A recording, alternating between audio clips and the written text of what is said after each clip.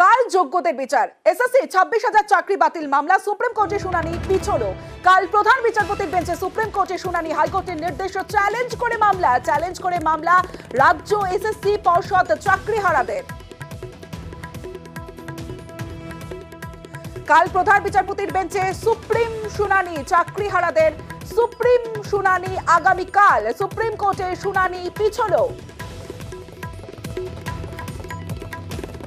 আমরা চেষ্টা করব মহামান্য সুপ্রিম কোর্টকে এটা আশ্বস্ত করতে যে এই তালিকা থেকে যোগ্য অযোগ্য বিভাজন করা সম্ভব।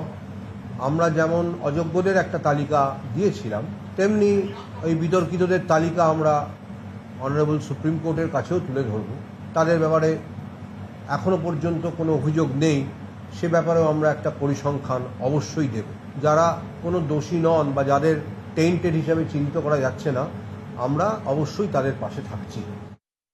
একদম ঠিকই বলেছেন যে আজকে আমাদের এই যে অবস্থা, আজ 5 দিন ধরে আমরা অনশন করছি, তাও মনের মধ্যে একটা আশা আছে যে মাননীয় সুপ্রিম কোর্ট সমগ্র ভারতের আইন ব্যবস্থায় বলবো যে তারা হয়তো আমাদের প্রতি এতটাও অবিচার করবেন না যে আমাদের বিরুদ্ধে কোনো রকম কোনো অ্যালিগেশন নেই, আমরা পরিষ্কার সোজা পথে চাকরি পেয়েছি, তাহলে আমরা কেন দোষী হয়ে জেলে যাব?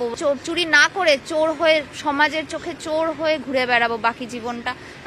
আমরা ভরসা রাখছি মাননীয় সুপ্রিম কোর্টের উপর।